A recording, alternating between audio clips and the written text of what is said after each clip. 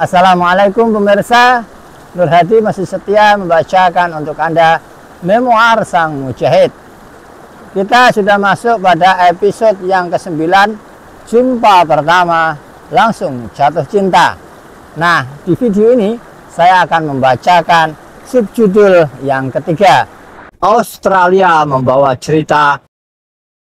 Kepergian Ustadz Haris ke luar negeri merupakan salah satu perjalanan dari hilangnya kontak antara Ustadz Haris dengan orang-orang jamaah kajian saat di Klaten.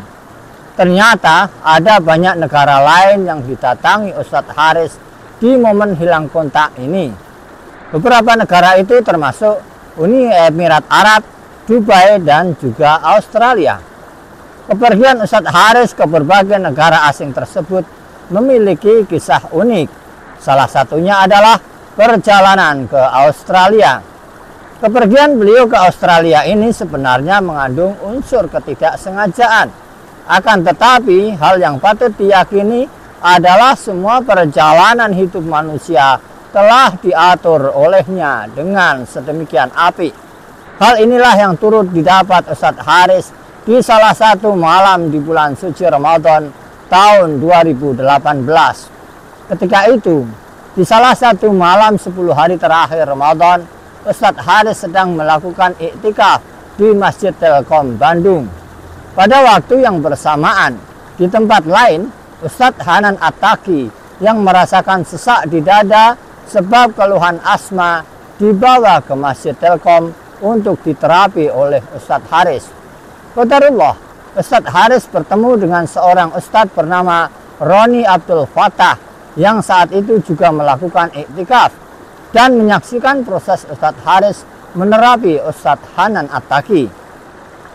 Mereka pun akhirnya berbincang-bincang selepas terapi terhadap Ustadz Hanan Attaqi selesai.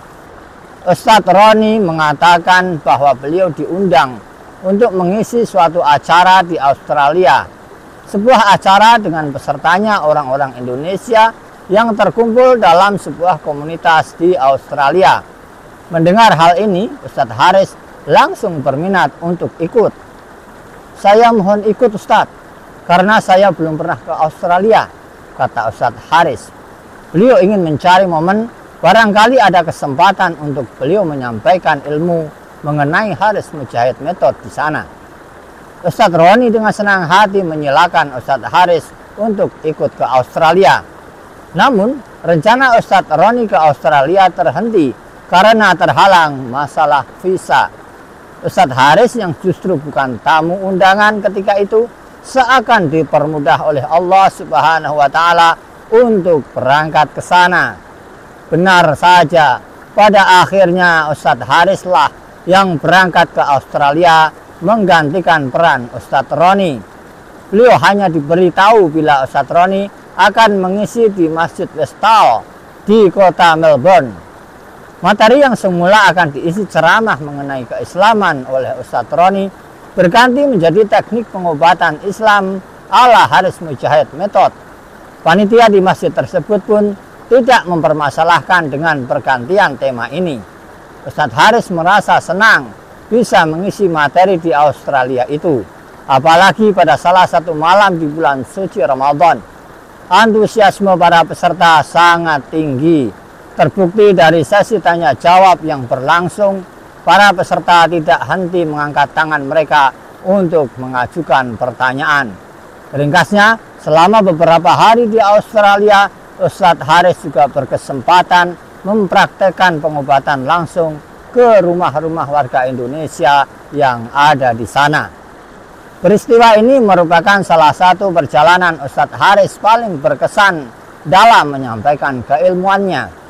Meski sampai kelelahan hingga sakit setelah pulang ke Bandung, hati Ustadz Haris sangat bahagia karena melihat antusiasme peserta di Australia yang begitu besar. Seusai acara di Australia itu pun, beberapa peserta ada yang kemudian mengontak Ustadz Haris untuk konsultasi lebih lanjut.